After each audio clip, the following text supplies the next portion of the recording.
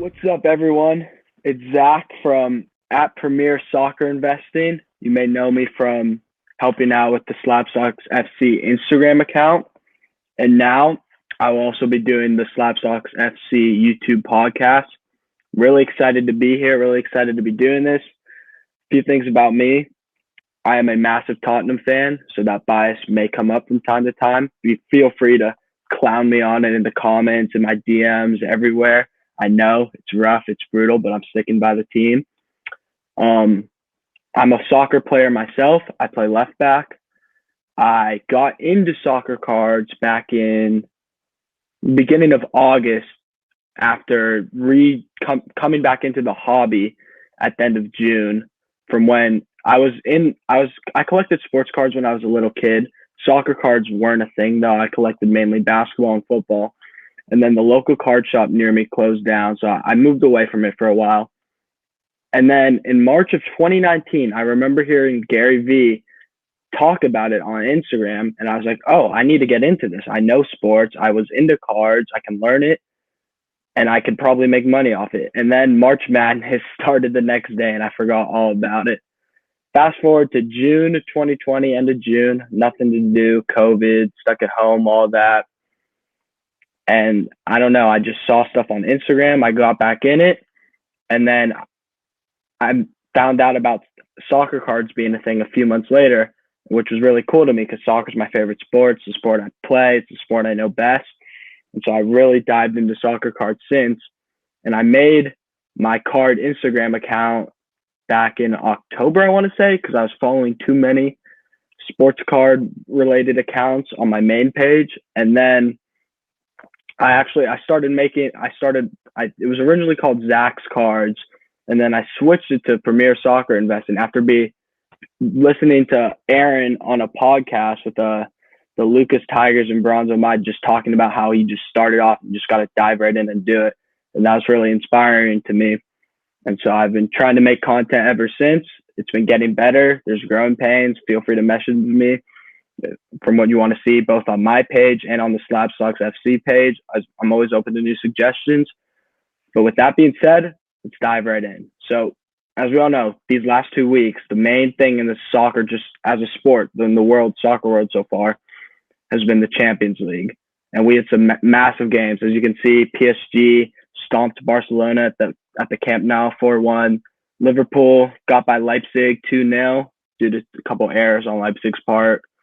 Porto sprung a big upset on Juve 2-1, and we'll see if the Cinderella can pull through in the second leg. And then Dortmund 3-2 over Sevilla. And then the next week, Chelsea beat Atletico 1-0. Bayern beat Lazio 4-1. Real won 1-0 to Atalanta. Man City 2-0 to Mönchengladbach.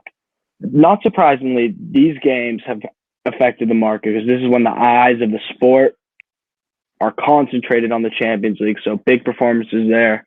These big performances have affected card values. The biggest, as we all know, was Mbappe scoring a hat-trick and utterly destroying Barcelona's defense, and that caused a big jump in his cards, as you can see. He was trending at an average of $809 the day before that UCL game for his 2018 Panini Prizm World Cup base PSA 10. 10 days after, so he played on the February 16th. So this is from February 26th. 10 days after, three auctions sold at an average of $1,178, which is a 46% increase.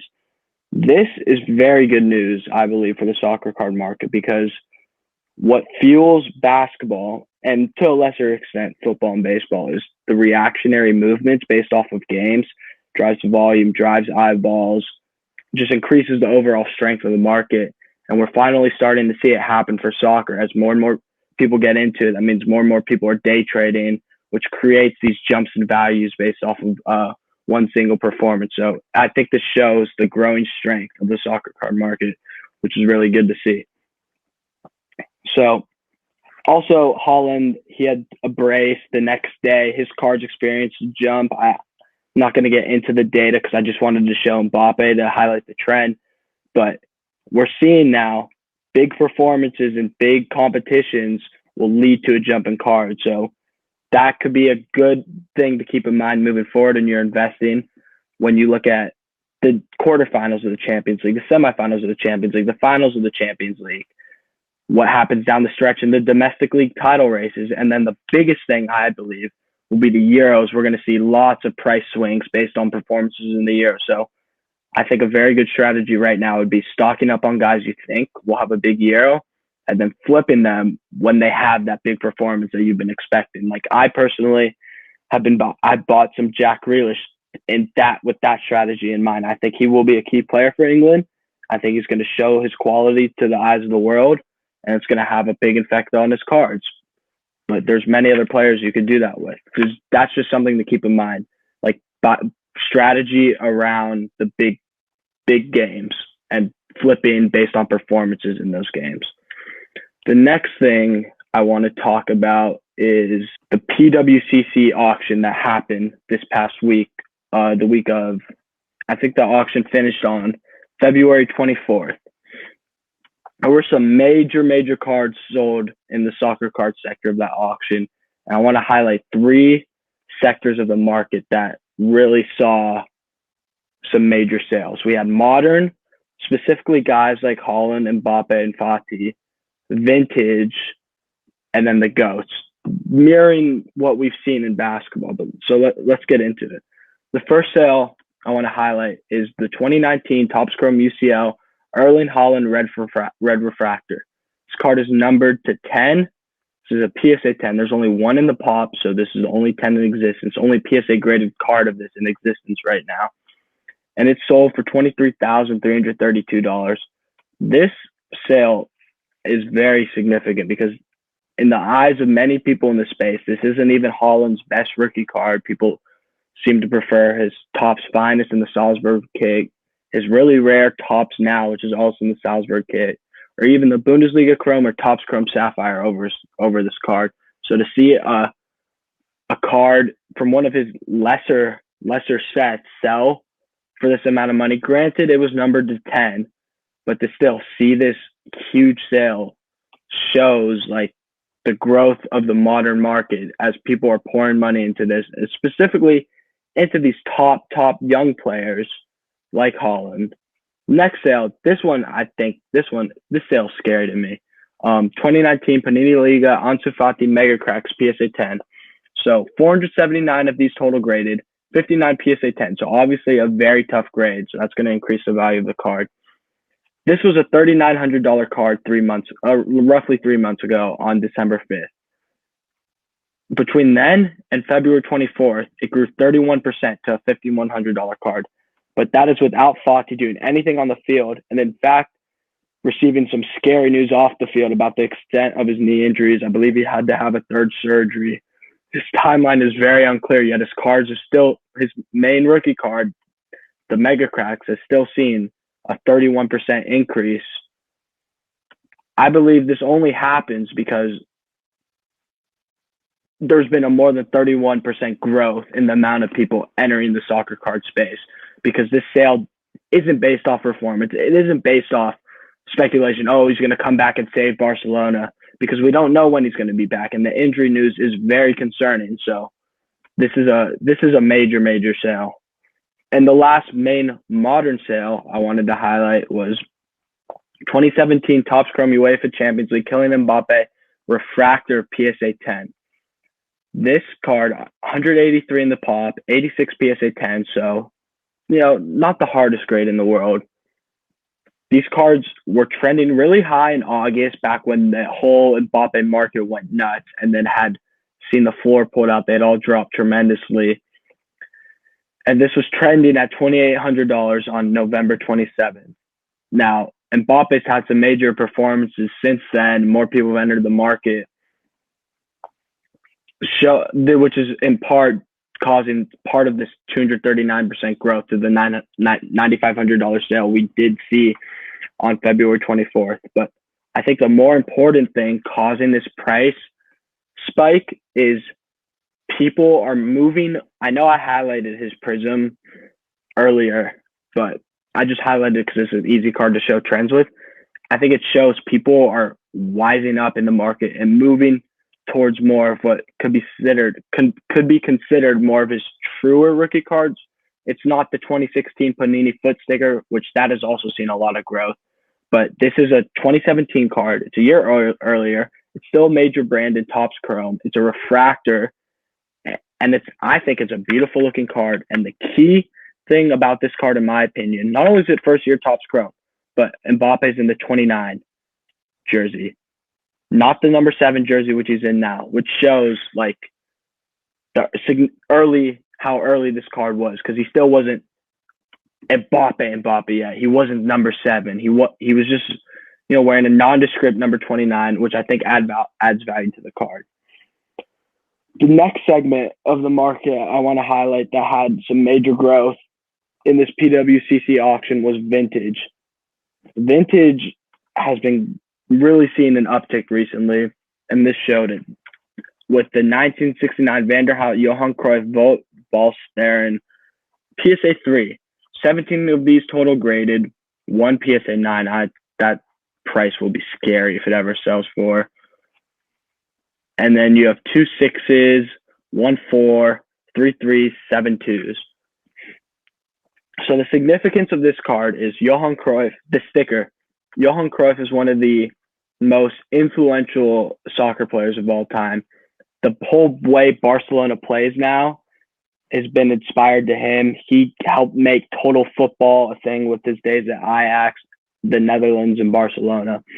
And this sticker is his first. He has some earlier stuff. He has a 68 combo sticker, and then he has like a postcard for 1966, I want to say. But this is the first sticker where it's just him.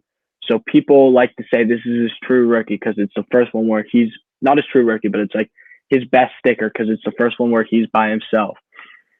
This card sold for $1,750 on February 12th, and then turned around only 12 days later and sold for $1,925, 10% growth in only 12 days. It shows like the vintage market is on the rise. These stuff are super low pop, some of the most legendary players ever. And I don't foresee this coming down anytime soon. I think we're just at the beginning with vintage. Next thing I want to show, the 1958 Editora Aquila LTDA PSA 3 Pele, blue number perforated. 42 of these total in the pop. One of Pele's main rookie stickers. And this has seen some major growth as a PSA 4, so higher grade, sold for only $400 more than this PSA 3 sale on 12/27. So if a PSA 4 sold of this sticker in that auction, it probably would have been $10,000. So you would have seen that major growth. Pele, this part of this price increase could be attributed to the documentary of his that came out, but again, I think it also just shows underlying strength and money coming into the hobby, the soccer card space, and people like to park their money in safe investments, and vintage, especially for someone like Pele, is generally considered to be very safe. So these will keep going up, super low pop, supply demand. There's going to be a lot more demand than supply for these Pele rookie stickers, or for one of his best teammates in Garrincha, PSA 5. $810. This is a little less than a year ago, so the market was obviously in a totally different place. But to see a $19,000 sale, so over 2,200% growth in less than a year, is unheard of in other parts of business. Even in the sports card market, which has seen astronomical prices, this is really something to behold. That percentage increase in a year. The soccer card market was non-existent for the most part back then. There were some rumblings, but it's really taken off. And I firmly believe it's just the beginning when it comes to the soccer cards and soccer stickers and all of that. The last segment of the market I want to highlight, and this I believe is the most important, is the GOAT segment. Messi and Ronaldo mainly. As we've seen in the basketball card market these last 2-3 months, is the GOAT seen parabolic growth. We've seen Jordan, LeBron, Kobe cards just go nuts. Every week there's record sales of them. And while this is happening now, especially with Messi cards, they've seen some jumps. We're nowhere near the level of basketball cards, which I'll get into in a minute. For this one, I wanted to talk about Slabstocks put up that post comparing this card to the Jordan Kobe Orange Refractor, which is a $31,000 card. This is a $34,100 card. Comparing them, asking people which would they rather have. This is a rare card based on PSA graded, and it's the only card to have Messi and Ronaldo on it together. And then you have the fact that it's the first Prism set for soccer, which is the dominant brand in the hobby. And it's the only PSA 10 in existence, which is why you've seen this huge premium paid for it. But then also, in this past week too, a purple one of these cards, so that's out of 99, PSA 10 sold for $60,000. So you're now starting to see the run up in these cards and the value people place on iconic cards. And next thing I want to talk about, Messi rookie cards. There's only a little more than 2,000 of Messi's rookies in the pop. That's including all the different Mega Crack variations, both Catalan and Spanish, the 72 BIS, the Mundi Chromo, and the Liga Este sticker.